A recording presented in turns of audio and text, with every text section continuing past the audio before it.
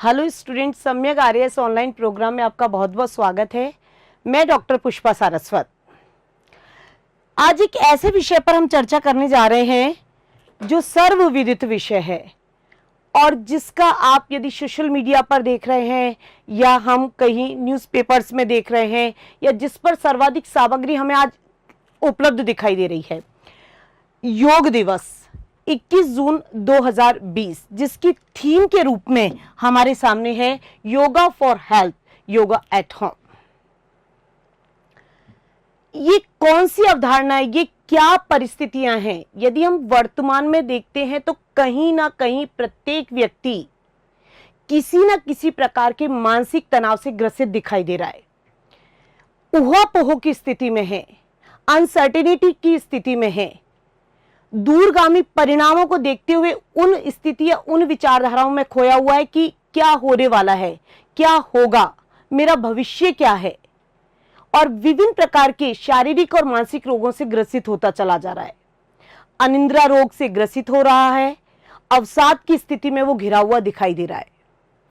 यदि हम अपनी प्राचीन परंपरा पर दृष्टिपात करते हैं और उससे निकलने का कोई मार्ग खोजते हैं तो सबसे सरलतम सुबोध मार्ग यदि हमें दिखाई देता है वो है योगा।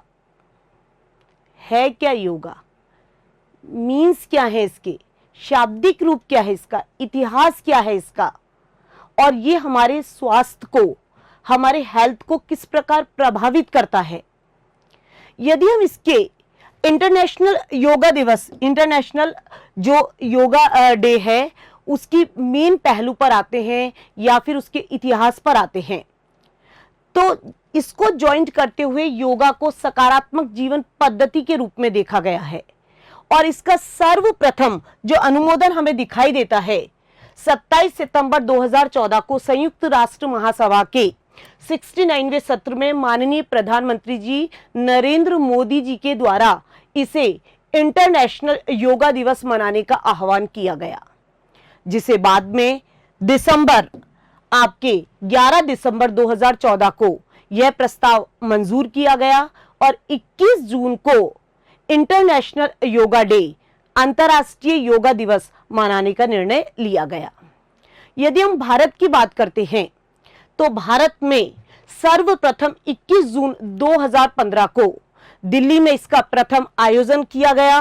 और यदि हम इसके 2016 के अंतर्राष्ट्रीय योगा दिवस की तरफ दृष्टिपात करते हैं तो जिसकी यूथ को, जो यूथ एक तरीके से डिप्रेशन और उसका शिकार हो रहा था, उसको उस धारा से जोड़ने के लिए, युवाओं को योगा से जोड़ने के लिए इसकी थीम को रखा गया। 2017 पर दृष्टिपात करते हैं तो योगा फॉर हेल्थ को देखा गया। और यदि हम 2018 की बात करते हैं तो पीस, योगा फॉर पीस, शांति के लिए, जहां युद्ध को टाला जा रहा है, वसुदेव कुटुंबकम की भावना को अपनाया जा रहा है, तो उसी को थीम रखते हुए योगा फॉर पीस के लिए, शांति के लिए योगा, इस अवधारणा को स्वीकार किया गया।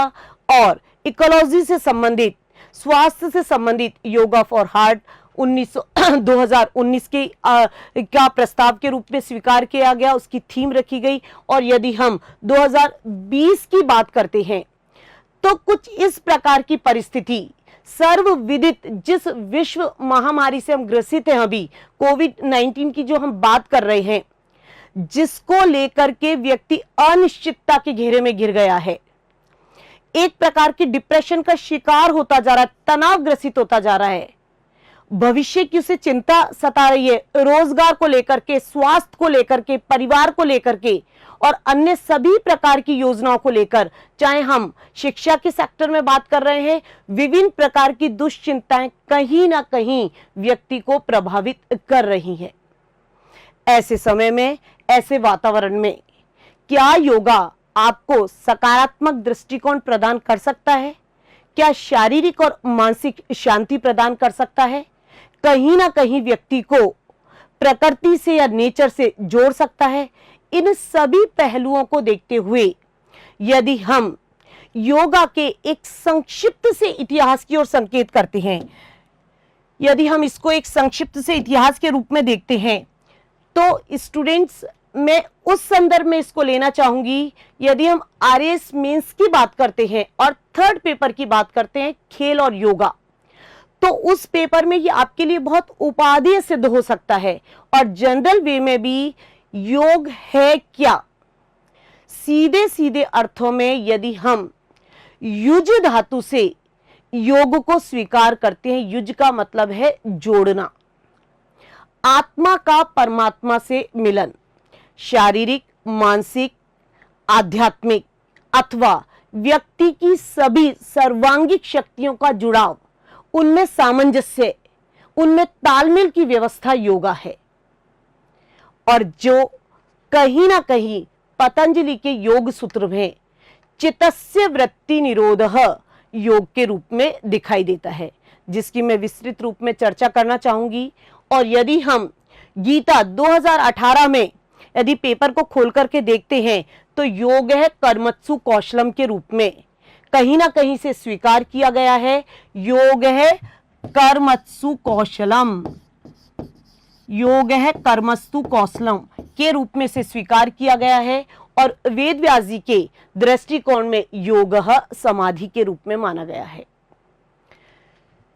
चित्तस्य वृत्ति निरोधः योगः, जो मेरा चित्त है या आपका चित्त है या जो अंतःकरण है, उसमें विभिन्न प्रकार के सुख, दुख, करुणा, द्वेष, ग्लानि, ऊहा पोह, अनसर्टेनिटी इत्यादि हाव भाव चलते रहते हैं। उन सबको नियंत्रण में करना, उन सबको वश में करना, उन पर कंट्रोल करना, उस पर संयम करना एक प्रकार का योगा है। इस प्रकार पतंजलि के अनुसार चित्तस्य वृत्ति निरोधः योगः, चित्त में पाई जाने वाली सुख दुख इत्यादि वृत्तियों पर अपना नियंत्रण रखना, उन पर अपना संयम रखना, उन पर अपना कंट्रोल रखना योगा है। गीता के अनुसार योगः कर्मत्सु कौशलम, कर्म मार्गी होने के कारण, कर्मेव कुरु की अवधारणा को स्वीकार करने के कारण कुशलता पूर्वक अपने लिए निर्धारित स्वधर्म, कुशलता पूर्वक अपने लिए निर्धारित कर्तव्यों का व्यक्ति को निष्ठा पूर्वक पालन करना चाहिए। और योग समाधि की हम बात करते हैं, चूंकि चित्त की वृत्तियों का निरोध योग है और ये निरोध समाधि की अवस्था में जाकर के पूर्ण होता है, इसलिए योग को समाधि का पर्यायवाची माना गया है। इस प्रकार स्टूडेंट्स, चित्तस्य वृत्ति निरोधः योगः, योग कर्मत्सु कौशलम, योगः समाधि। इस प्रकार योग से संबंधित हमें विभिन्न प्रकार की परिभाषाएं, विभिन्न प्रकार की अवधारणाएं देखने को मिलती हैं। चित्तस्य वृत्ति निरोधः योगः, कर्मत्सु कौशलम योगः, योगः समाधि। योग समाधि का पर्यायवाची है।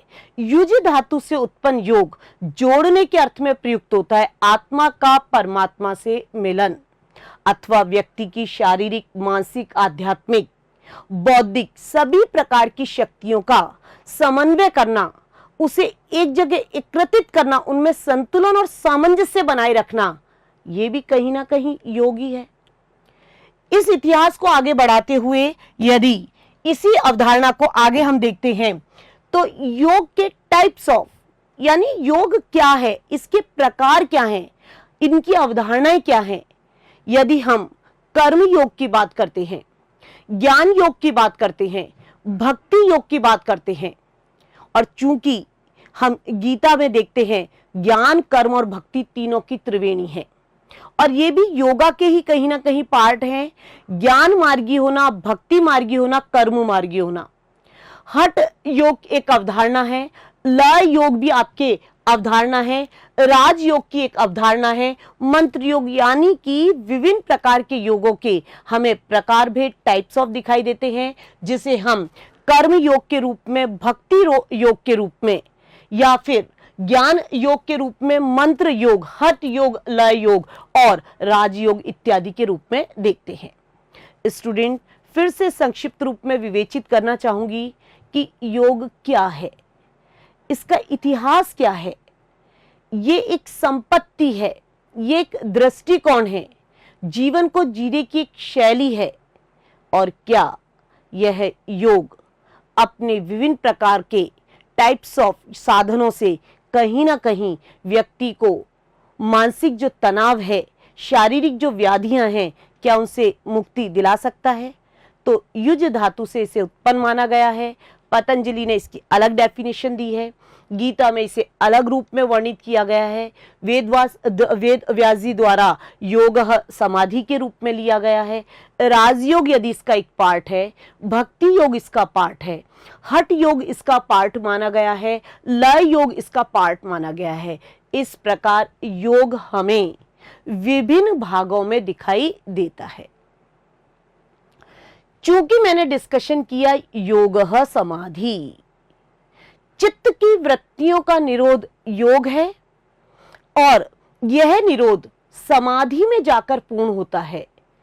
इस प्रकार इस पूर्णता की प्राप्ति के लिए, आत्मलाभ की प्राप्ति के लिए, आत्मज्ञान की प्राप्ति के लिए या अपने स्वरूप को पहचानने की अवस्था, पूर्णता और एक प्रकार से सर्वोच्च अवस्था पर पहुंचने के योग दर्शन में प्रमुख रूप से 8 साधन माने गए हैं, जिन्हें अष्टांगिक यानी कि अष्टांग योग के रूप में जाना जाता है। अष्टांगिक योग कहिए या अष्टांगिक योग कीजिएगा, अष्टांग योग। इसकी भी एक अवधारणा है। यदि हम यम, नियम, आसन, प्राणायाम और प्रत्याहार की बात करते हैं तो ये 5 प्रकार के आसन जो हैं, ये 5 प्रकार के अष्टांग योग के पार्ट जो हैं, बहिरंग साधन माने गए हैं।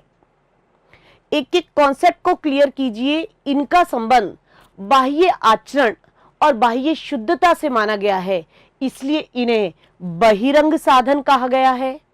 और यदि अंतिम 3 की हम बात करते हैं, धारणा, ध्यान और समाधि, चूंकि इनका संबंध आंतरिक शुद्धता,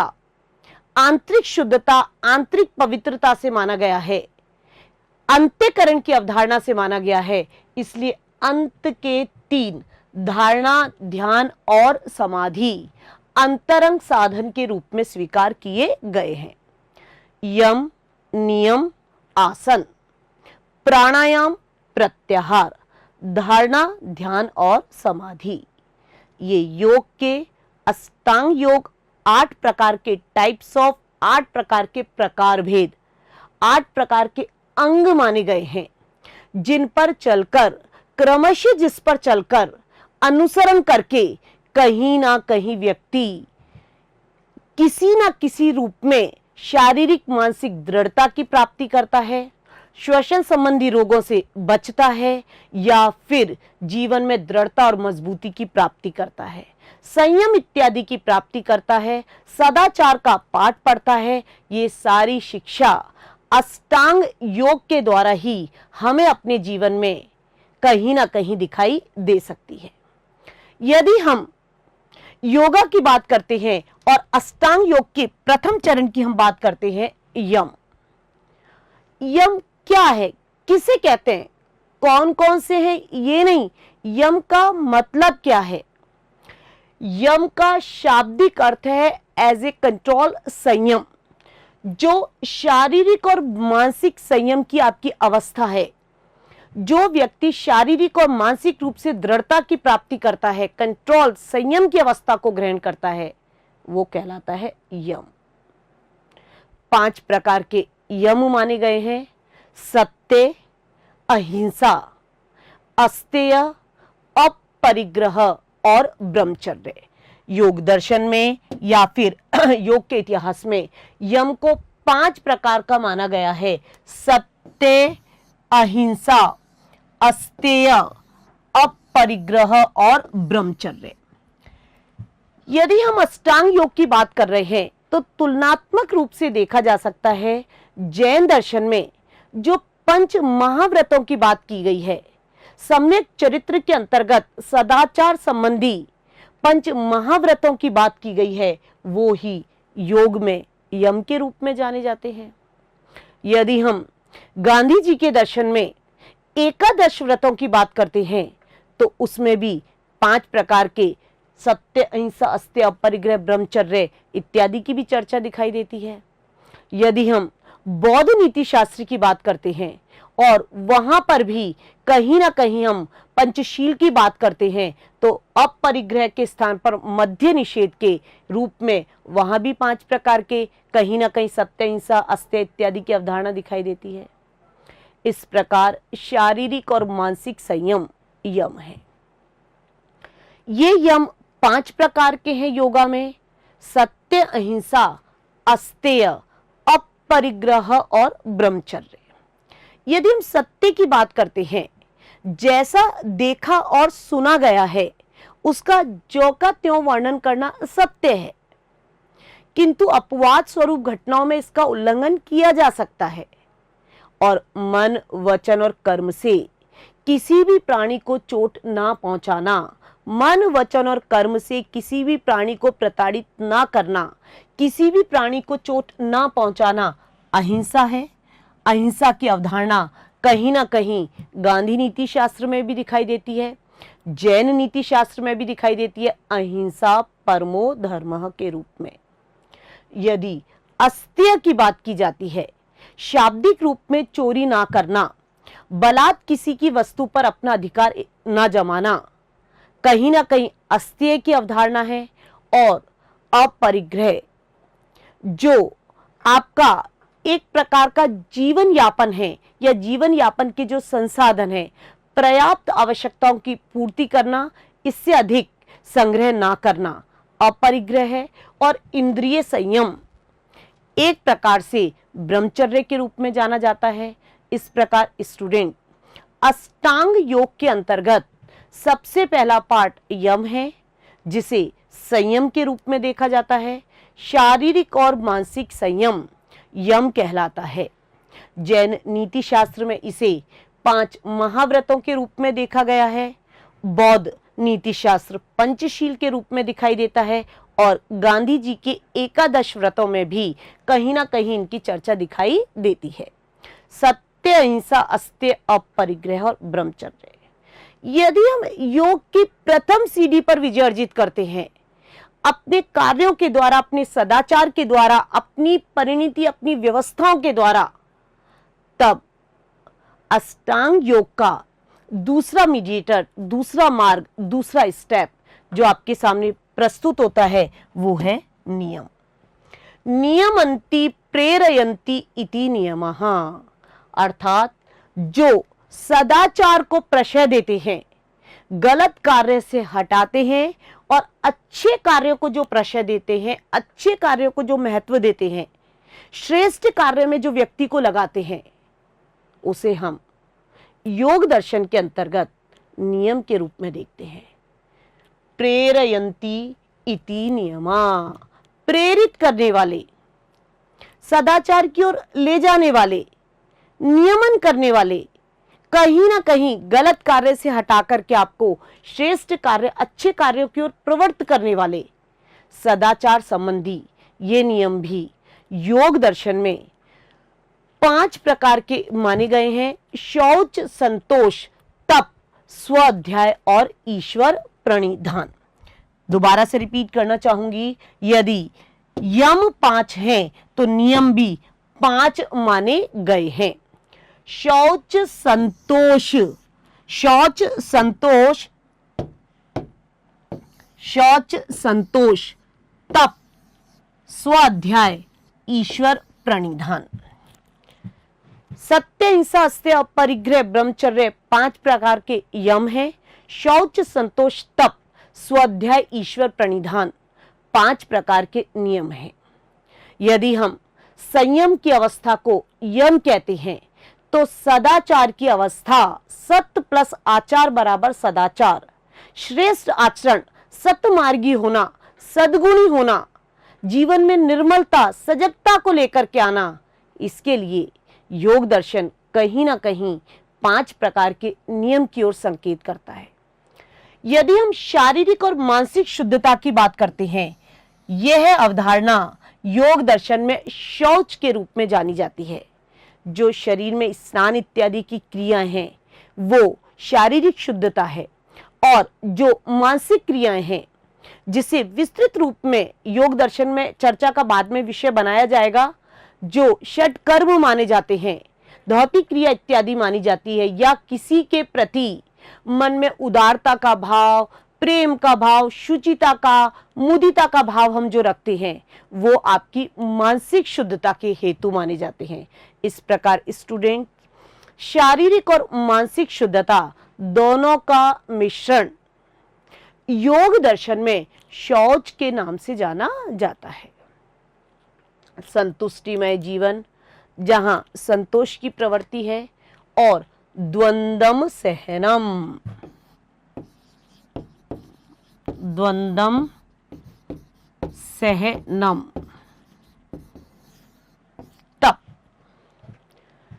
जो सुख है तो दुख भी है, उत्थान के साथ पतन भी है, उन्नति के साथ अवनति भी है, सर्दी है, गर्मी है, विभिन्न प्रकार की ऋतुओं का अभिघात होता रहता है, विभिन्न प्रकार की परेशानियां हमारे जीवन में आती रहती हैं। इस प्रकार के अभिघातों को जो सह लेता है, दृढ़ता पूर्वक जो उनका सामना कर लेता है, वह तपी है। इसलिए एज ए डेफिनेशन के रूप में द्वंद्वम सहनम इति तपः, जो सभी प्रकार की सकारात्मक और नकारात्मक विषमताओं का समुचित रूप से सामना कर लेता है, उन विषमताओं को सह लेता है, दृढ़ता पूर्वक उन समस्याओं के आगे खड़ा रहता है, वह तपी है। और यह अवधारणा तप के रूप में जानी जाती है स्वाध्याय। सु प्लस अध्याय बराबर स्वाध्याय। श्रेष्ठ ग्रंथों का अध्ययन करना, श्रेष्ठ ग्रंथों को अपने जीवन का आधार बनाना। यदि हम जैन नीति शास्त्र की बात करते हैं, बौद्ध नीति शास्त्र की बात करते हैं, नीति शतक इत्यादि की बात करते हैं, या हम वेद उपनिषद की, गीता के नीति शास्त्र की बात करते हैं, या हिंदू नीति शास्त्र के जो भी मौलिक नीति परक ग्रंथ हैं, इन सब की हम बात करते हैं, तो इन ग्रंथों का अध्ययन करने से या श्रेष्ठ लोगों के साथ जीवन यापन करने से सत्य संगति कथे किम न करोति पुंसाम, अच्छी संगति, अच्छे ग्रंथ, अच्छे लोग किस प्रकार व्यक्ति के जीवन में परिवर्तन ला सकते हैं। सु प्लस अध्याय बराबर स्वाध्याय। श्रेष्ठ ग्रंथों का अध्ययन करना, अच्छे ग्रंथों का अध्ययन करना, इसका प्रभाव, इसका परिणाम है कि आपकी बुद्धि निर्मल होगी, आप में अहंकार का नाश होगा, बुद्धि स्वच्छ होगी, सोच आपकी सकारात्मक होगी, आशावाद का आप में संचार होगा। यही कारण है योग दर्शन में नियम के अंतर्गत स्वाध्याय को अत्यधिक महत्व दिया गया है। एक कॉन्सेप्ट है ट्रेडिशनल योगा में, पतंजलि के योग सूत्र में, ईश्वर प्रणिधान, अपना सर्वस्व ईश्वर के चरणों में समर्पित कर देना, अपना सर्वस्व परम सत्ता परम पिता के चरणों में समर्पित कर देना। तेरा तुझको अर्पण क्या लागे मेरा, आपका दिया हुआ आपको ही समर्पित, अनुनय विनय कीर्तन रिझाना। यदि हम नवधा भक्ति की बात करते हैं, अनुनय करते हैं, विनय करते हैं, रिझाते हैं, दास्य भाव रखते हैं, प्रेम भाव रखते हैं, आत्मनिवेदन करते हैं, किसी भी रूप में उस परम सत्ता पर अपना सर्वस्व न्यौछावर कर देते हैं, तो स्टूडेंट यह अवधारणा ईश्वर प्रणिधान के रूप में जानी जाती है। और इसका लाभ है, इस अवधारणा को जब मनुष्य अपने जीवन में स्वीकार करता है तो कहीं ना कहीं उसके हृदय में स्थित अहंकार का नाश होता है।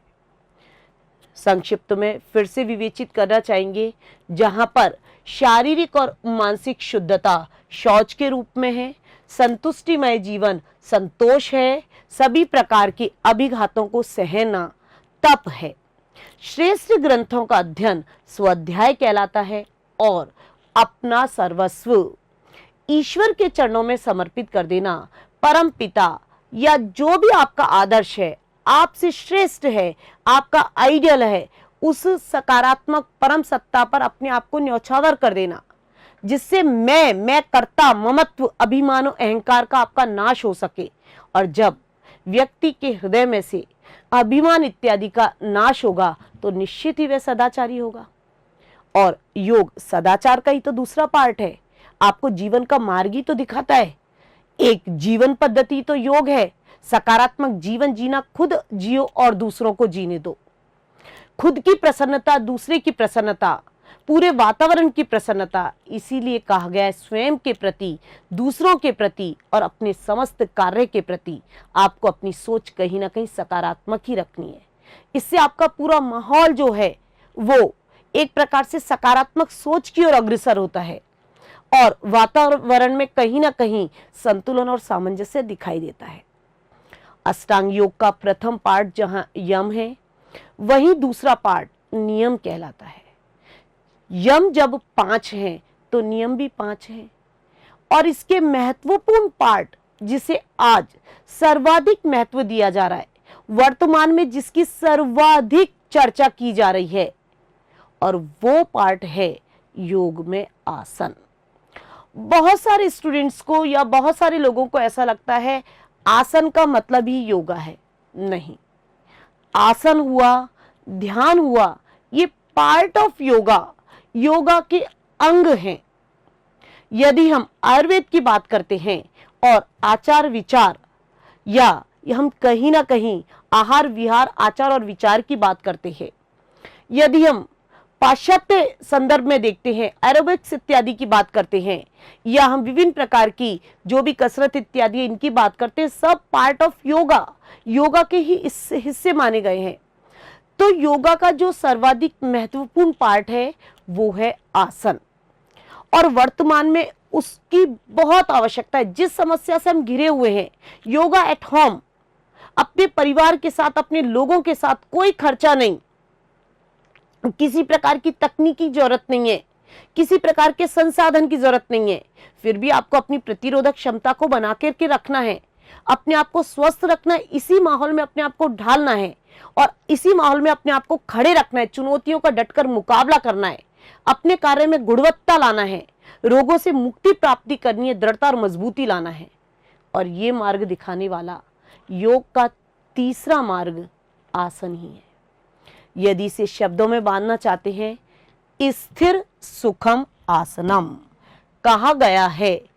स्थिर सुखम आसनम अर्थात अपने शरीर को सुखपूर्वक एक विशेष प्रकार की मुद्रा में स्थिर बनाए रखना आसन कहलाता है।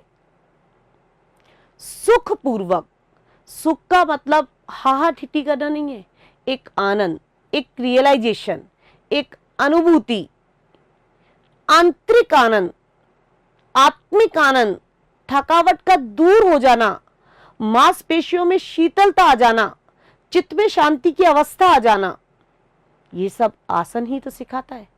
इसलिए कहा गया है स्थिर सुखम आसनम, अपने शरीर को सुखपूर्वक एक विशेष मुद्रा में स्थिर बनाए रखना आसनम यानी कि आसन कहलाता है। यदि हम आसन की बात करते हैं तो साधारणतः कहा गया है एक कुशल प्रशिक्षक की निगरानी में ही आसन का प्रारंभ करना चाहिए, क्योंकि बहुत सारे रोग ऐसे रोग हैं जिनमें किन्हीं न किन्हीं आसन का निषेध होता है और अर्थ की जगह अनर्थ हो जाता है। यही कारण है कुशल ट्रेनर यानी कि कुशल प्रशिक्षक की निगरानी में आसन करना चाहिए। उसकी विधि सही होनी चाहिए, उसका विधान सही होना चाहिए, स्थान का चुनाव सही होना चाहिए और शारीरिक रूप से आप उस आसन को करने में समर्थ हैं या नहीं हैं। आपको कोई ऑपरेशन हुआ है और आप फिर भी सिर्फ मीडिया को देखकर, ऐप को देख करके उस आसन को दोहराने का प्रयास कर रहे हैं, तो ये गलत है। सबसे पहले उससे संबंधित जो भी चर्चा या सावधानियां आपको इंडिकेशन की जाती हैं, आपको संकेतित की जाती हैं कि इसमें यह आसन करना और इसमें इसका निषेध है। यही कारण है कुशल प्रशिक्षक की निगरानी में आसन का प्रारंभ करना चाहिए।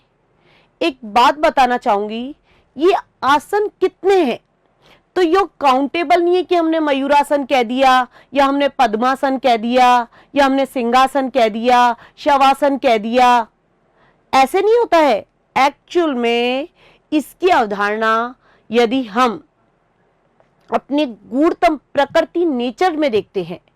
क्योंकि स्टूडेंट्स में एक चर्चा का विषय बनाना चाहूंगी, यदि इंटरनेशनल योग यानी इंटरनेशनल योग दिवस की हम बात करते हैं तो योग उत्सव भी मनाया जाता है। मार्च महीने में इसको मनाया जाता है और कुशल जो योग गुरु हैं उनकी निगरानी में, और इसकी थीम होती है प्रकृति फॉर योगा, यानी कि प्रकृति से जोड़ता है योगा। प्रकृति से प्रेम कीजिए, उसकी कोमलता को देखिए, उसके संगीत को अनुभूत कीजिए, और अनुभूति का नाम ही तो योगा है। तो जिस प्रकार इंटरनेशनल योग डे की बात की जाती है, उसी प्रकार से अंतर्राष्ट्रीय योग उत्सव भी मनाया जाता है और मार्च में से मनाया जाता है, और इसके अंतर्गत लगभग ये 7 दिनों तक चलता है। और इसमें जो विश्व प्रसिद्ध योग गुरु हैं वो कक्षाओं के माध्यम से प्रशिक्षण प्रदान करते हैं, विभिन्न प्रकार के आसन इत्यादि का विधान बताते हैं, और यही कारण है कि हमें कहीं ना कहीं योग को बोझ नहीं, एक उत्सव के रूप में लेना चाहिए, आनंद के रूप में लेना चाहिए, अनुभूति के रूप में लेना चाहिए, और इसको करके एक शीतलीकरण, एक शांत अवस्था में प्रवेश करने की प्रयास करना चाहिए। जितनी प्रकृति में प्रजातियां मानी गई हैं, प्रकृति में प्रजाति, उसी की अवधारणा से आसन के निर्धारण हो गए।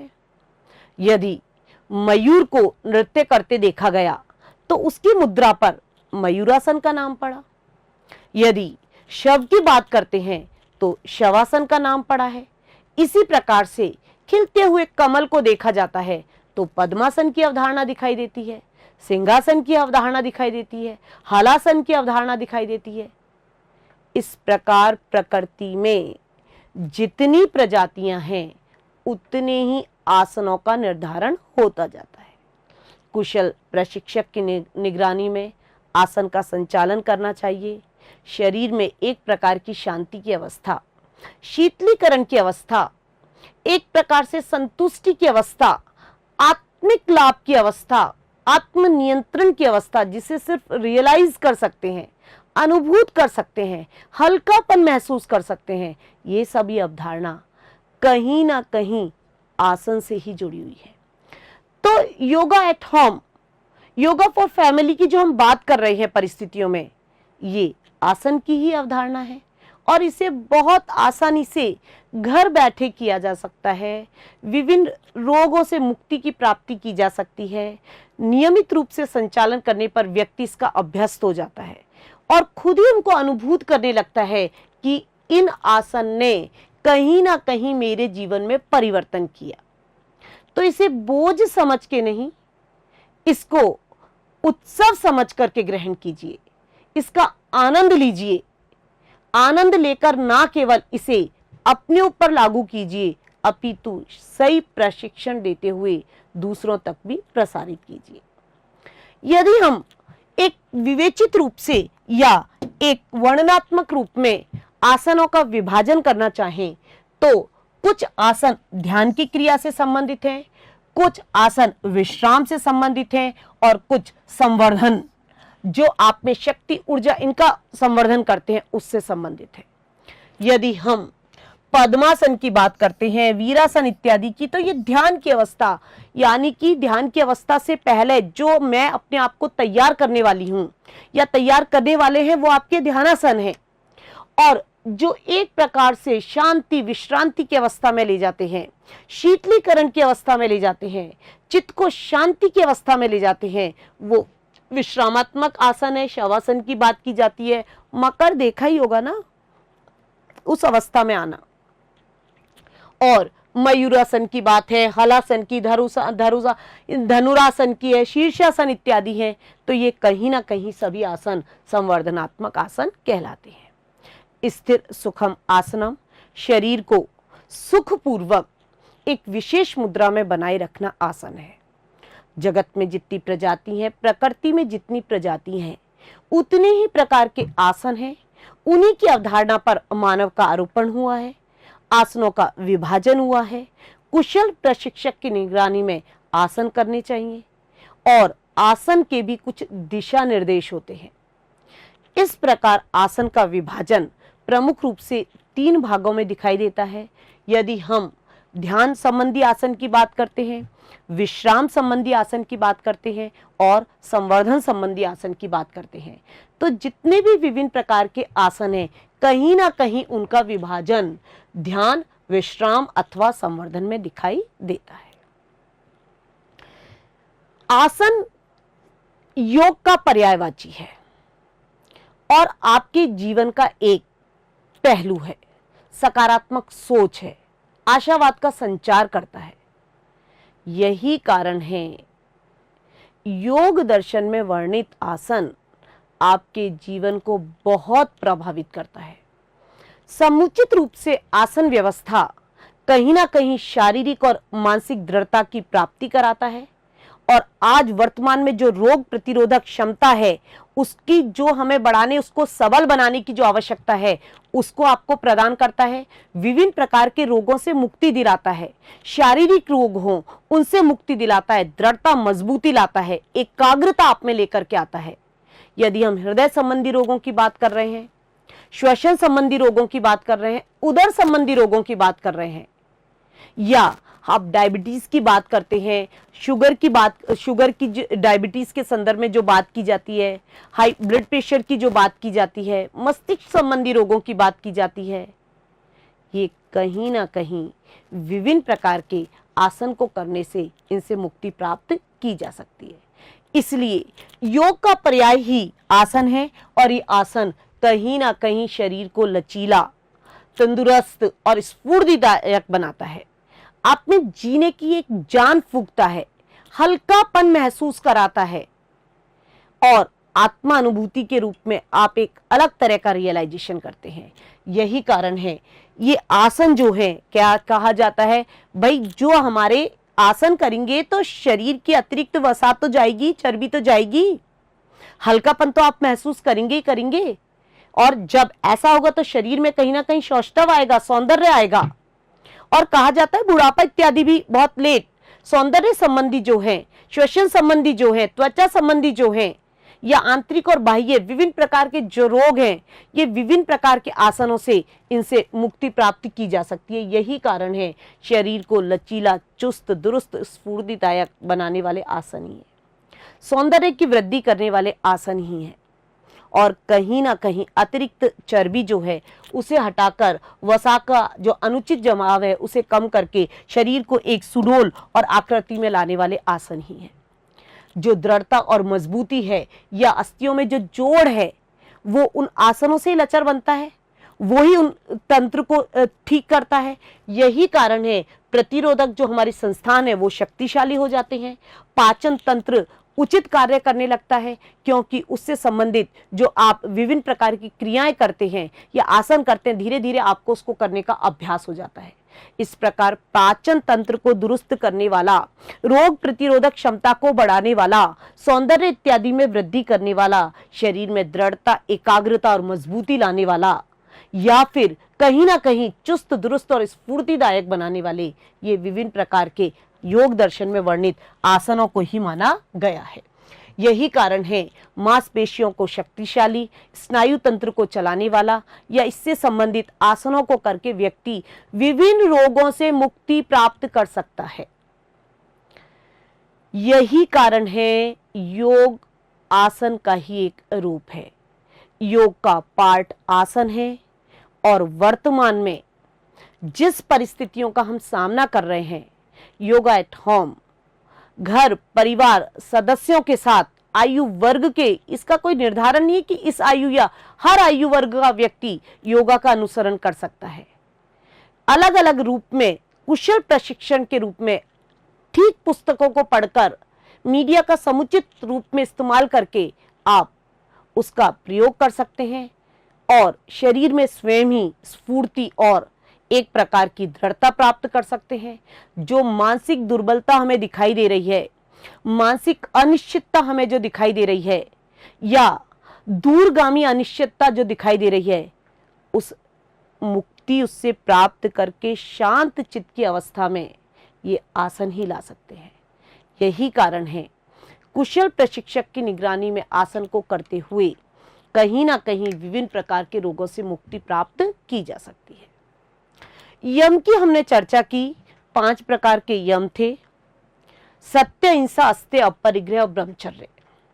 इसी प्रकार नियमन्ति प्रेरयन्ति इति नियमा, सदाचार का नियमन, सदाचार को प्रेरित करने वाले, सदाचार का पाठ पढ़ाने वाले नियम थे। शौच, जहां शारीरिक और मानसिक शुद्धता से संबंधित है।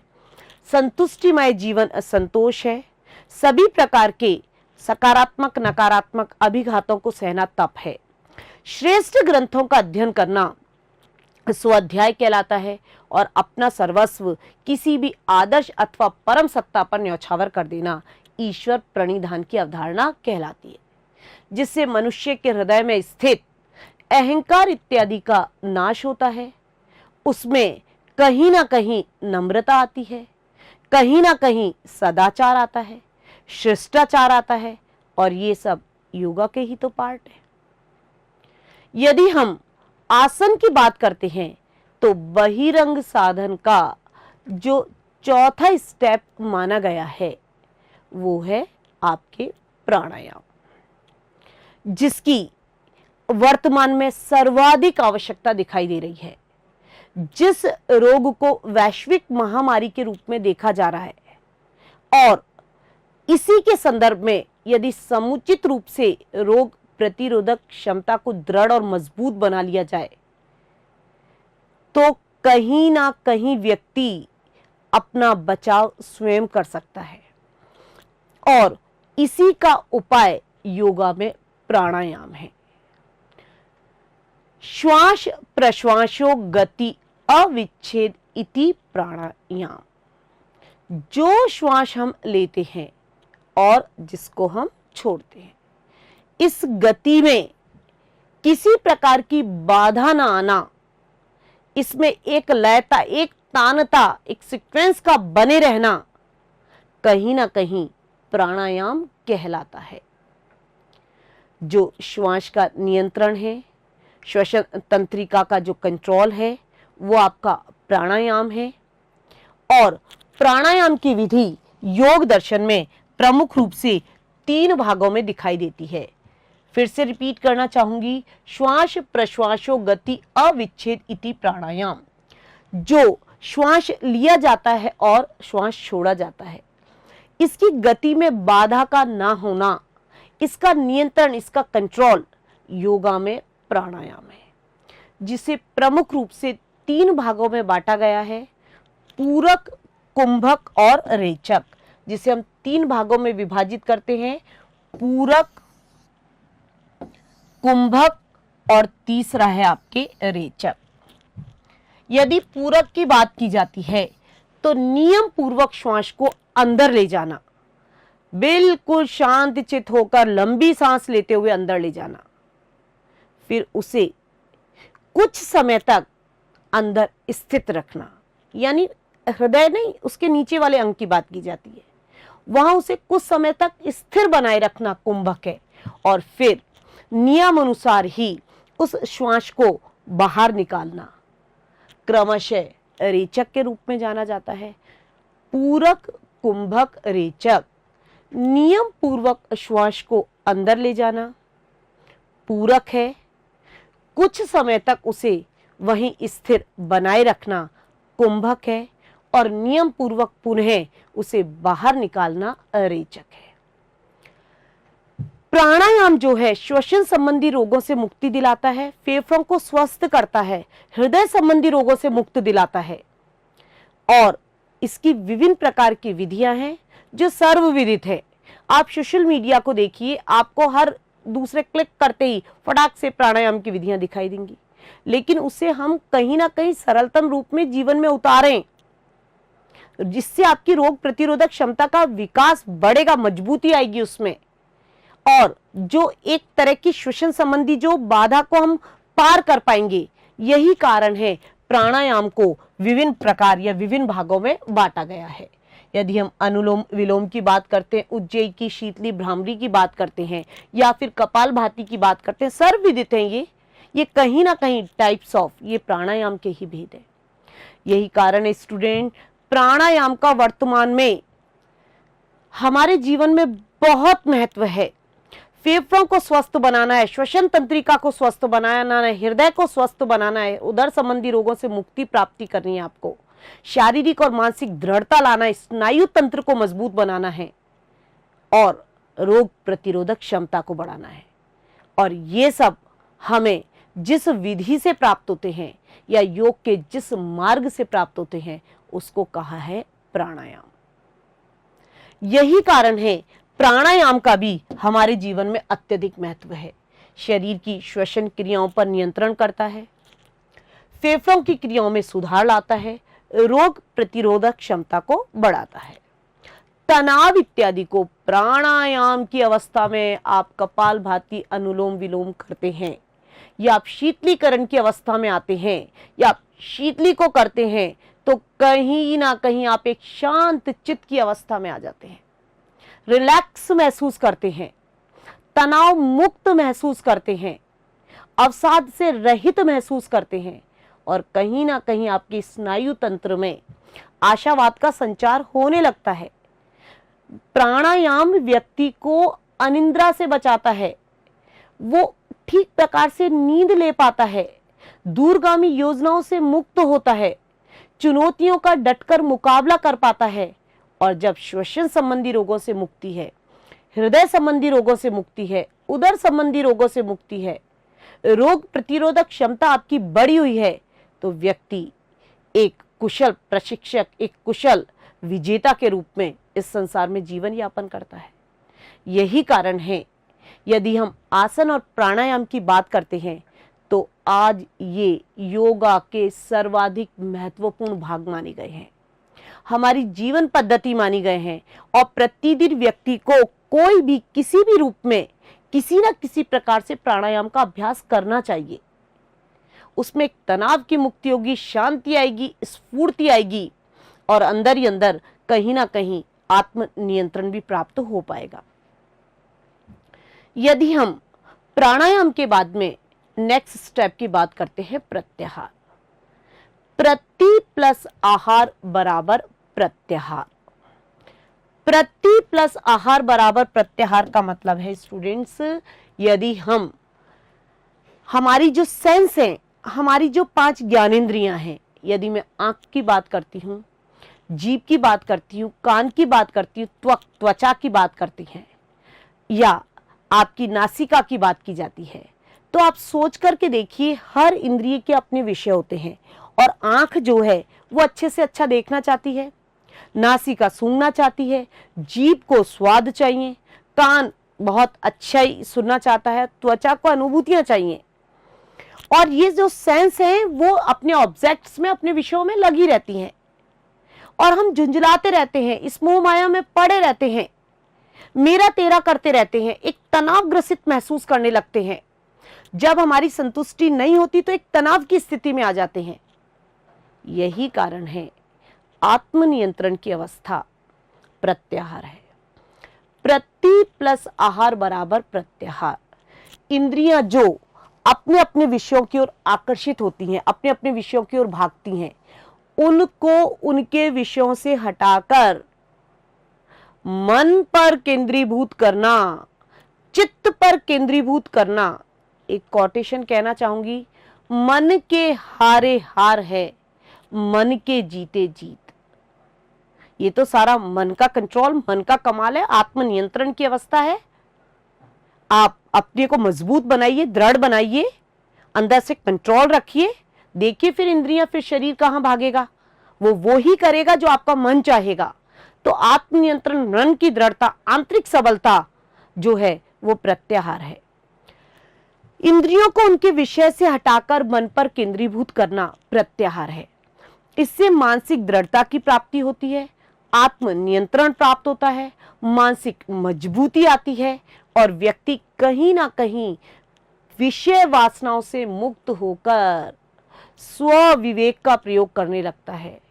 आपनोति जानाति वा, अपने आप को पहचानने की कोशिश करता है, अपने आप को जानने की कोशिश करता है, अपने अंतरतम में, अपनी चेतना में, अपने विज्ञान में झांकने की कोशिश करता है।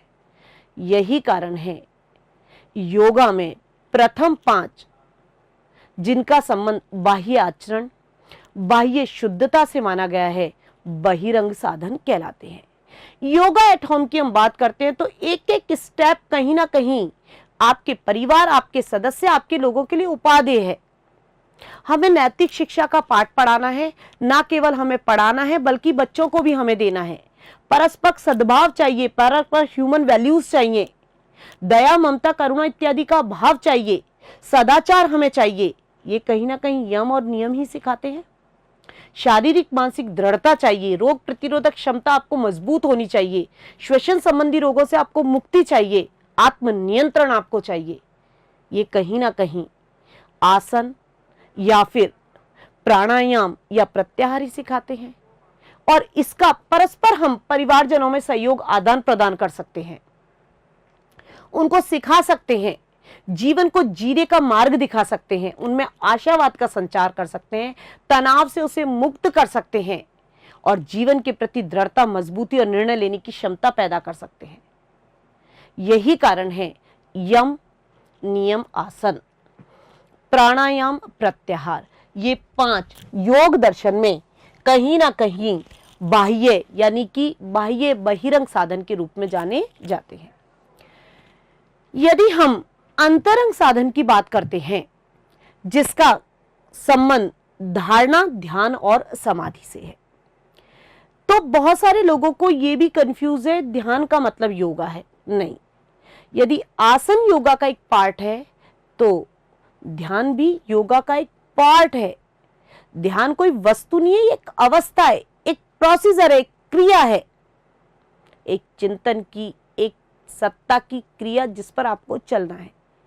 तो क्रमशः धारणा, ध्यान और समाधि, इन तीनों का मिश्रण योगा में अंतरंग साधन के रूप में जाना जाता है। धारणा, ध्यान, समाधि आपका एक विषय होता है, एक उद्देश्य होता है, जीवन को जीने का एक कला होती है। पशु थोड़ी ना है, पथभ्रष्ट थोड़ी ना होना है, शिष्टाचारी नैतिक पुरुष आप हैं। आप अपने जीवन को सबल और मजबूत बनाना चाहते हैं तो कहीं ना कहीं जो ऑब्जेक्ट आपके अंतरतम में प्रवेश करने वाला है, जिसमें आप रमने वाले हैं, जिसमें आपकी दुनिया जाने वाली है, जिसके साथ आप आत्मसात करने वाले हैं, ये देखा जाए वो विषय कैसा है। इसलिए सबसे पहला इसका पॉइंट है धारणा, देशबंध चित्तस्य धारणा। यदि हम इसे एक विस्तृत रूप में, डेप्थ रूप में देखते हैं तो ऐसे नहीं कि ये धारणा बना लेना, ऐसा नहीं चलता। जो है उसको उसके शब्दों को पकड़ने की कोशिश कीजिए। देशबंध चित्तस्य धारणा, किसी सकारात्मक विषय पर, किसी सकारात्मक ऑब्जेक्ट पर अपने चित्त को, अपने अंतरतम को, अपनी आत्मा को बांध देना, लगा देना, उस पर केंद्रीभूत कर देना धारणा है। ऐसे विषय का चुनाव करना जो सकारात्मक हो, जो आपको समाज में उन्नति और विकास दिला सके, कहीं ना कहीं आपको उच्चता की ओर ले जा सके, आत्मनियंत्रण की ओर ले जा सके, आत्मशुद्धि की ओर ले जा सके, आपका आत्मविकास, आप में चेतना का विकास कर सके, आपको कहीं ना कहीं पूर्ण योगी बना सके। यही कारण है योग दर्शन में विभिन्न प्रकार के विषयों की चर्चा की गई है। यदि आप छात्र वर्ग से संबंधित है तो आपकी जो पुस्तक है वो आपके धारणा का विषय है। योगी है तो वृक्ष हो सकता है, मस्तिष्क का अग्रभाग हो सकता है, सूर्य हो सकता है। और योग दर्शन में सभी प्रकार की बुराइयों से रहित परम पिता ईश्वर को धारणा का एक सकारात्मक विचार, एक कॉन्सेप्ट सर्वोत्तम विषय माना गया है। नकारात्मक विषयों को मत आने दीजिए, सकारात्मक विषय को अपने ध्यान का विषय बनाइए, चुनाव बनाइए। और एक बार विषय का चुनाव आपने कर लिया, तत्र एकतानता ध्यानम, तत्र एकतानता ध्यानम।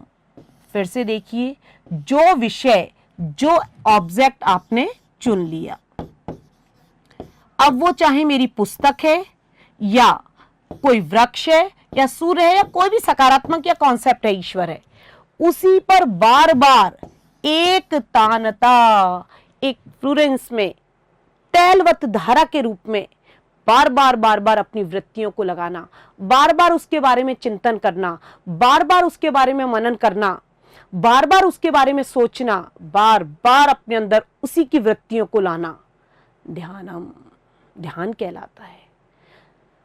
ध्यान कोई स्टेप ऐसे नहीं है, ध्यान एक प्रोसीजर है, एक अवस्था है।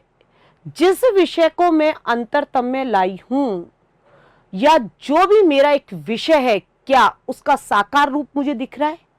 क्या मैं उसमें समाहित हो गई? क्या मुझे उसका दीदार हो रहा है? क्या मुझे उससे चेतना, क्या मुझे कॉन्फिडेंस की प्राप्ति हो रही है? यह अवस्था ही ध्यान है। और यही कारण है हिंदू नीति शास्त्र में योगा के पार्ट में ध्यान को अत्यधिक महत्व दिया गया है। चाहे मौन व्रत के रूप में लीजिए, चाहे आंखों को बंद करके लीजिए, या योगी की मुद्रा बनाइए, कहीं ना कहीं ये सब ध्यान की ओर ही संकेत करते हैं। यही कारण है तत्र एक तानता ध्यानम, चुने हुए विषय पर ही बार बार अपनी वृत्तियों को लगाना ध्यानम, ध्यान कहलाता है। यदि हम किसी एक विषय का चयन करते हैं, वो विषय पॉजिटिव, सकारात्मक होना चाहिए, और चुने हुए विषय पर बार बार अपनी वृत्तियों को लगाना, सकारात्मक सोच का डेवलपमेंट करना, उसमें आत्मसात हो जाना, रिलैक्स महसूस करना, उस चेतना में अपने आप को खो देना, बार बार उन्हीं वृत्तियों में अपने को लगाना। उसमें बाधा नहीं आनी चाहिए, उसमें कंफ्यूजन नहीं होना चाहिए। वही तो आपको शांति की तरफ, वही तो आपको समाधि की तरफ, वही तो आपके विषय, वही तो आपको पूर्णता की, वही तो आपको परफेक्ट मैन की तरह इस जीवन में खड़ा करेगी। यही कारण है धारणा, ध्यान, समाधि। जो सकारात्मक विषय वो धारणा है, और चुने हुए सकारात्मक विषय पर बार बार अपनी वृत्तियों को लगाना ध्यान है। और निर्भास शून्यम स्वस्वरूपम अवस्थितम इति समाधि। फिर से बताना चाहूंगी, निर्भास शून्यम स्वस्वरूपम अवस्थितम इति समाधि। आभास से रहित, कोई शोर शराबा, कोई इंटरफेयर, कोई उलझन, कोई कंफ्यूज, कोई अनसर्टेनिटी, कुछ नहीं। आभास से रहित अपने मूल स्वरूप, शुद्ध चेतना, पूर्णता, परफेक्टनेस, तैयार।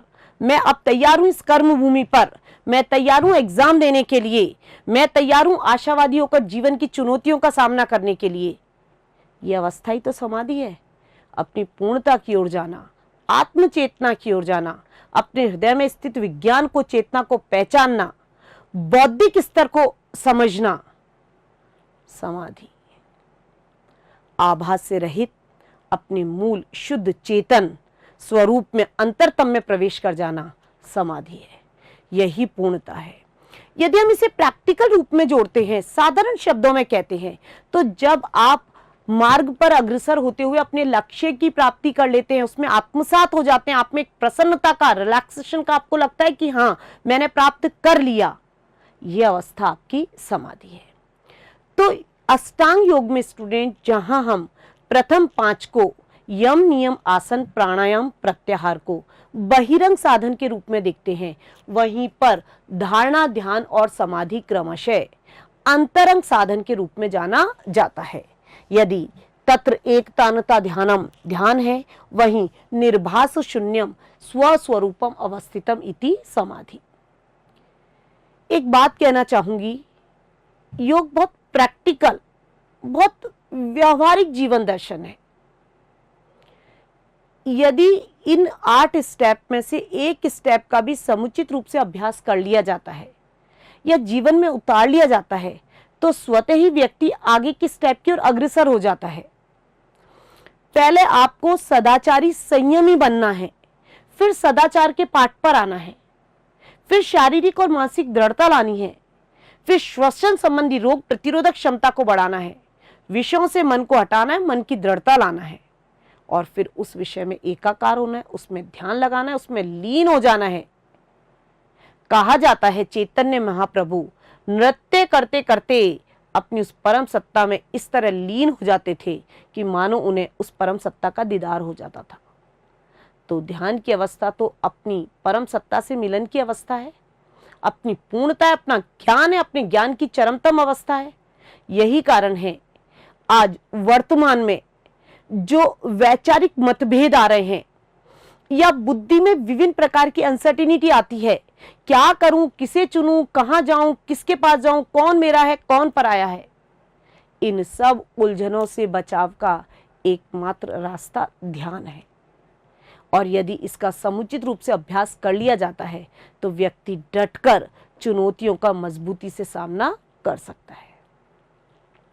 स्टूडेंट, समय का अभाव है और बहुत संक्षिप्त रूप में मैं इस योगा को आपके सामने प्रस्तुत करना चाह रही हूँ, जिसे एज ए RAS के 3rd पेपर में योगा एक सकारात्मक जीवन दर्शन के रूप में, जिसमें अलग अलग तरह के क्वेश्चन पुट होते हैं। यम क्या है, नियम क्या है, आसन उसका महत्व बताइए, प्राणायाम का महत्व बताइए, प्रत्याहार का महत्व बताइए, अंतरंग साधन के नाम बताइए, या आसन के कितने भेद माने गए हैं, आसन का जीवन में महत्व बताइए, अष्टांग योग का महत्व बताइए, योगः समाधि से क्या तात्पर्य है, कर्मसु कौशलम से क्या तात्पर्य है, चित्तस्य वृत्ति निरोध से क्या तात्पर्य है, प्रथम इंटरनेशनल योग दिवस इंडिया में कब मनाया गया, द्वितीय की थीम क्या थी, तृतीय का आधार क्या था, चतुर्थ का आधार क्या था, और जो 2020 है इसका आधार क्या है। यदि हम इंटरनेशनल योग दिवस की बात करते हैं तो इंटरनेशनल योग उत्सव भी है, मार्च में इसे मनाया जाता है। कुशल प्रशिक्षक रहते हैं, योग गुरु रहते हैं, क्लास के माध्यम से उसका प्रशिक्षण देते हैं। कहा जाता है योग भारतीय संस्कृति, सभ्यता, हिंदू नीति शास्त्र का मूल आधार है। एक प्रकार का ये ग्रंथ नहीं है, योग शास्त्र आप कह दें ग्रंथ है, ये तो एक कला है, एक सोच है, एक दृष्टिकोण है, जीवन शैली है। प्रकृति से प्रेम करके देखिए, नेचर को पहचानने की कोशिश करके देखिए, सुबह सुबह उस नेचर का आनंद लीजिए, व्यायाम कीजिए, क्रिया कीजिए, आचार विहार में, आचार विचार में और आहार और विहार में शुद्धता लाने की कोशिश कीजिए। फिर देखिए योग किस प्रकार आपके जीवन को परिवर्तित करता है।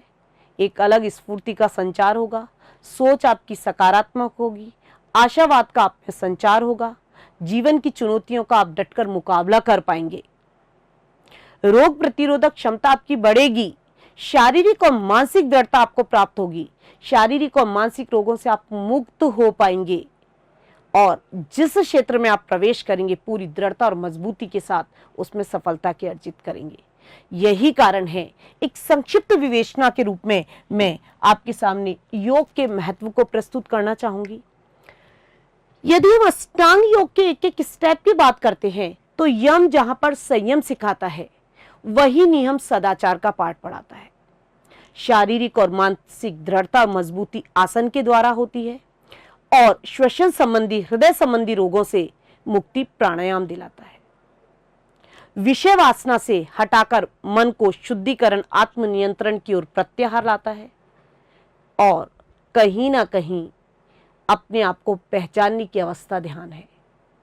और जब आप अपने लक्ष्यों की प्राप्ति इसी जीवन में कर लेते हैं, अपने एम्स की, अपने प्रयोजन की, अपनी इच्छाओं की और अपने प्रयोजन को जब आप इसी जीवन में रहते हुए प्राप्त कर लेते हैं तो सरलतम शब्दों में वो समाधि ही है। योग में ईश्वर कोई अलौकिक पुरुष नहीं है, क्लेश कर्म विपाक आश्रय अपरामृष्ट पुरुष विशेष स ईश्वर। ये क्लेश कर्म विपाक इनसे रहित एक परम सत्ता, एक परम पुरुष है। वो आप में आत्म यानी योगा में ईश्वर आप में सेल्फ कॉन्फिडेंस की उत्पत्ति करता है, आत्म नियंत्रण की, आत्म संवर्धन की होता है। सेल्फ कॉन्फिडेंस ही योगा है और जब ये आपके अंदर आ जाता है तो व्यक्ति किसी भी चुनौती का डटकर मुकाबला कर सकता है। यही कारण है योग कहीं ना कहीं शारीरिक और मानसिक रोगों से मुक्ति प्राप्त कराता है। शारीरिक शुद्धता, जो भी षट क्रियाएं हैं जिसकी विस्तृत चर्चा करने का भी इतना वक्त यहाँ पर नहीं है, हम षट कर्म की धौती इत्यादि क्रियाओं की बात करते हैं तो शारीरिक शुद्धता प्रदान करता है। मानसिक तनाव जो है जिससे आज पूरा विश्व घिरा हुआ है और उससे सरलतम उपाय और कोई नहीं हो सकता है। सरलतम योगा, सरलतम उपाय, प्राणायाम की विधियां, आसन के प्रकार, कहीं ना कहीं आपको तनाव मुक्त करते हैं और तनाव को मुक्त करने के साथ साथ शरीर को लचक और स्फूर्तिदायक बनाता है, साथ ही साथ मानसिक एकाग्रता और दृढ़ता की प्राप्ति कराता है। जो जिस कार्य में मैंने हाथ डाला है उसमें गुणवत्ता का प्रसार करता है, क्योंकि आप पूर्ण पुरुष हो चुके होते हैं और स्थूलता, मोटापा इत्यादि को तो कम करता ही है। आध्यात्मिक विकास भी करता है, शारीरिक विकास भी करता है, मानसिक विकास भी करता है। योगा को अपना करके कहीं ना कहीं व्यक्ति सौंदर्यशाली बनता है, बुढ़ापा उससे दूर रहता है, रोगों से मुक्ति रहती है, जीवन में दृढ़ता पूर्वक वो खड़ा रहता है, श्वसन संबंधी रोगों से मुक्ति प्राप्त है, आशावाद का संचार होता है और व्यक्ति चुनौतियों का डटकर सामना कर पाता है। स्टूडेंट, फिर रिपीट करना चाहूंगी, योग एक सकारात्मक जीवन पद्धति है, योग एक दृष्टिकोण है, योगा एक पार्ट है आपके लाइफ का और इसको बहुत सरलतम तरीके से हम अपने परिवार के साथ, अपने घर के सदस्यों के साथ बहुत सरल सी भाषा में सरल चुनौतियों के रूप में से करते हुए हम आगे बढ़ सकते हैं। थोड़ी सी चर्चा करना चाहूंगी तुलनात्मक रूप में। यदि हम अरविंदो की बात करते हैं और अरविंदो के दर्शन में यदि हम अतिमानस की अवधारणा पर पहुंचना चाहते हैं तो वहां पर भी अद्वैत योग को, पूर्ण योग को उसका माध्यम बनाया गया है, जहां पर अलग अलग योगों में अलग अलग मार्ग हैं। यदि हम लय योग की बात करते हैं, हठ योग की बात करते हैं, भक्ति योग भक्ति पर महत्व देता है, ज्ञान योग ज्ञान पर महत्व देता है, कर्म योग कर्म पर महत्व देता है, लेकिन अरविंदो के योगा में सभी का मिश्रण एक ही स्थान पर हुआ है। इसलिए अरविंदो का योगा पूर्ण अद्वैत या पूर्ण योगा के रूप में माना जाता है और इस मार्ग को अपनाकर दिव्य जीवन की प्राप्ति हो सकती है, आत्म संतुष्टि की प्राप्ति हो सकती है, आत्मिक ज्ञान प्राप्त हो सकता है, आत्मनियंत्रण, स्वचेतन, आत्म संवर्धन, आत्मिक लाभ, आत्मिक ज्ञान, आत्मिक दृढ़ता, आध्यात्मिक दृढ़ता, ये कहीं ना कहीं योग ही सिखाता है। तो एक बार रिपीट करना चाहूंगी इस बात को कि जो आपके आज योग दिवस की थीम रखी गई है, परिवार के साथ जो है, सदस्यों के साथ जो है, अलग अलग क्रियाएं जो हैं, उनको सहयोग कीजिए, परस्पर उनके प्रति कहीं ना कहीं सद्भाव का, दया, करुणा और प्रेम इत्यादि का भाव रखिए और सदस्यों में कहीं ना कहीं किसी न किसी आसन के द्वारा दृढ़ता और मजबूती की प्राप्ति कराइए। सरलतम उपाय, सरलतम जीवन पद्धति, सरलतम मार्ग, और ये केवल हमारी संपत्ति ही नहीं है, इसको हमें आगे वाली पीढ़ी को भी प्रदान करना है और वर्तमान में ये हमारा एक जरूरत, आवश्यकता महसूस हो गई है। योगा जो है उसको करके, उसको अपनाकर व्यक्ति कहीं ना कहीं शारीरिक और मानसिक दृढ़ता की प्राप्ति करता ही है, चुनौतियों का मजबूती से सामना करता है, सकारात्मक सोच उसमें होती है, आशावाद का उसमें संचार होता है, तनाव से वो मुक्ति प्राप्त करता है, अवसाद से निकलने का मार्ग योगा ही है। मैं उसे चर्चा का विषय नहीं बनाना चाह रही क्योंकि ये सोशल मीडिया पर आप आज बहुत अच्छी तरीके से देख रहे हैं। यदि हम अलग अलग रूपों में उसे देख रहे हैं तो आपको अलग अलग लोग अलग अलग तरीके से योगा का ही अनुसरण करते नजर आ रहे हैं और उसको अपना करके अपने आप को दृढ़ और मजबूत बनाए हुए हैं और इतनी दृढ़ता, मजबूती कि जीवन में जो अब आने वाली चुनौतियां हैं उसका हम डटकर मुकाबला कर पाएंगे। तो योग एक सकारात्मक सोच है, एक जीवन पद्धति है, जीवन को जीने की कला है। चाहे इसे संगीत में ढूंढिए, चाहे इसे प्रकृति में ढूंढिए, चाहे इसे परम सत्ता में ढूंढिए, चाहे इसे सुबह के वातावरण में ढूंढिए, चाहे जॉगिंग कीजिए, चाहे व्यायाम कीजिए, चाहे आहार विहार, आचार और विचार, किसी भी माध्यम को अपनाइए, आसन को अपनाइए, प्राणायाम को अपनाइए, धारणा, ध्यान और समाधि के मार्ग पर चलिए। सरलतम उपायों के द्वारा जब हम योग का अनुसरण करते हैं तो योग शारीरिक और मानसिक रोगों से मुक्ति दिलाता है। श्वसन संबंधी रोग, हड्डियों से संबंधित रोग, उदर संबंधी रोग, हृदय संबंधी रोग, त्वचा संबंधी रोग, आपके मैं पहले चर्चा कर चुकी हूँ, हाई ब्लड प्रेशर की बात है, शुगर की बात है, मोटापे की बात है, विभिन्न प्रकार के ऑपरेशन इत्यादि की बातें हैं। कहीं ना कहीं योग का सहारा लेकर के आप उससे मुक्ति प्राप्त कर सकते हैं। तो योग कहीं ना कहीं शारीरिक और मानसिक रोगों से मुक्ति दिलाता है, शरीर में दृढ़ता और मजबूती लाता है, चुनौतियों का व्यक्ति डटकर मुकाबला कर पाता है, सोच उसकी सकारात्मक हो जाती है, आशावाद का उसमें संचार होता है, कार्य निष्पादन में वृद्धि होने लगती है, तनाव से वो मुक्त हो जाता है। अच्छी नींद यदि आप लेते हैं, स्वस्थ नींद आप लेते हैं, हल्का फुल्का आप भोजन करते हैं, नियमों के अनुसार आप चल रहे हैं, तो आप कहीं ना कहीं इस संसार में आइडियल मैन, आदर्श पुरुष के समान लोगों के सामने दिखाई दे सकते हैं। तो स्टूडेंट, फिर से रिपीट करना चाहूँगी, ये जो हम इंटरनेशनल योग डे की बात कर रहे हैं, अंतर्राष्ट्रीय योग दिवस की बात कर रहे हैं, ये बोझ नहीं है। इसको सुचारू रूप से हमें जीवन का पार्ट बनाना है। आयुष मंत्रालय की जो गाइडलाइंस है उसका हमें समुचित पालन करना है और छोटे छोटे उपाय अपना करके अपने आप को दृढ़ और मजबूत बनाते हुए जो आने वाली चुनौतियां हैं उनका डटकर मुकाबला करना है।